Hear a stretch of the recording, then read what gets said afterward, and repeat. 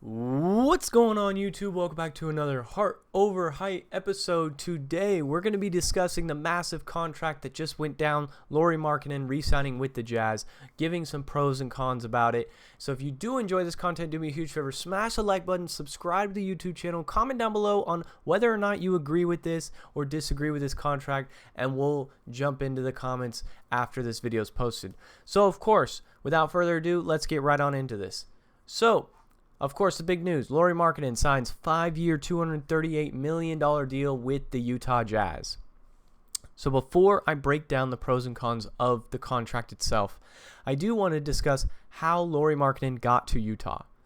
At first, drafted by the Timberwolves and then traded to the Bulls on draft night as part of the Jimmy Butler deal. After not necessarily performing to the hype that we thought that he would, he then signed with the Cavs, and this is when they ran the 3-center lineup that was kind of crazy, didn't really work, and Lauri Markkanen just wasn't really working a whole lot in Cleveland. So then Utah traded Lauri Markkanen. The Cavs traded Lauri Markkanen, Ochai Agbaji, which was later traded to Toronto, Colin Sexton, 3 unprotected first-round picks, that's important, and then 2 pick swaps for Donovan Mitchell. So then Lauri goes on to win. He ends up winning Most Improved Player. He becomes an All-Star when the All-Star in 2022-2023 was when he was in Utah. He's one of 3 7-footers to make 1,000 3-pointers. That includes Dirk Nowitzki and Channing Frye, the only 3. So let's break down the contract itself.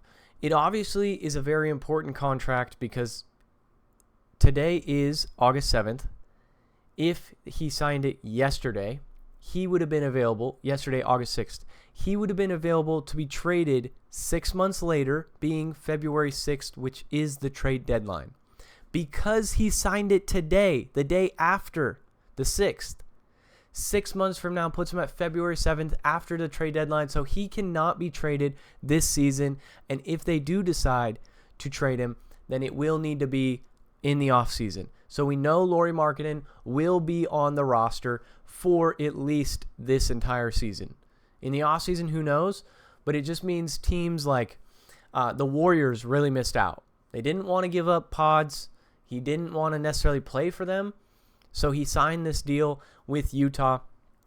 Now, there is no player option here on this contract or anything, so it is all up to Utah on whether or not they trade him. If it comes down to the 5th year and he doesn't want to be there and they keep him on the roster, that's up to Utah. That's not his option to become 4 years in to become a free agent in that 5th year. So that is an interesting to keep in mind and to think about as we look at their roster. There is a bunch of question marks, of course. They're projected to be towards the bottom of this roster. But you have Lauri Markkanen, who they have listed as a small forward. I don't know if he's necessarily going to play the small forward. But yeah, you have a 7-foot, unicorn-esque kind of player. He's clearly a building block for y'all. So you then got to look at what are your other pieces on this roster that you can salvage. I assume Colin Sexton is going to be out the door pretty soon, especially for a team like Orlando. I dropped a video about that a few days ago, so if you did miss that, go back and watch that real quick. Colin Sexton to Orlando seems to make a lot of sense for both sides, as there are a lot of guards over in Orlando that they have a plethora of that they could give up one of them for a guy like Colin Sexton, who's established himself as a solid playmaker, can defend, and is just a high energy level kind of player. So he seems like a kind of guy that could be on a trade block. Of course, we don't know what's up with John Collins. They tried to revive his career. It didn't go to plan necessarily for them. So he could be on the trade block as well, but pieces that I think will be staying. I like Keontae George a lot for this roster. He's very young. Of course, you're up-and-coming, developing player, but he showed out last Summer League, and he didn't play terrible in this last offseason. Another guy is obviously going to be your draft pick from this year's draft class. That's Cody Williams. Cody Williams, the brother of J-Dub over in Oklahoma City, he has something to prove, of course. You went out and you drafted him, I believe, 10th overall. So you're going to want to see what he comes to.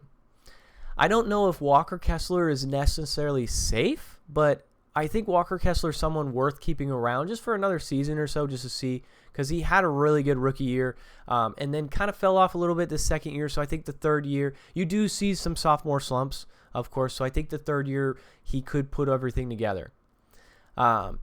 And then lastly, the player that I would necessarily, I mean, of course, Taylor Hendricks, I think you can see just another season out of him, but kind of another guy that I don't think a lot of people are talking about because he was a later draft pick, and it's Isaiah Collier. Isaiah Collier was one of the top guards in the nation for USC. Everyone just skips him over because Bronny James was on the roster. Now, don't get me wrong, Bronny James, solid player and everything.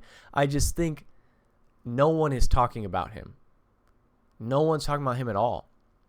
There's even more drama about Kyle Filipowski, which I don't know if I'd want that kind of drama and situation because it seems like it might cloud his game a little bit as far as how far he could progress. That might keep him, there might be a lower ceiling because of outside off-the-court drama that we have seen. So overall, what's the next move for Utah? They're going to be kind of bad this next season if they don't make any moves. If they're sticking with this roster here, Keontae George, Colin Sexton, Lauri Markkanen, Taylor Hendricks, John Collins being your starting five, it's not a great roster in the West.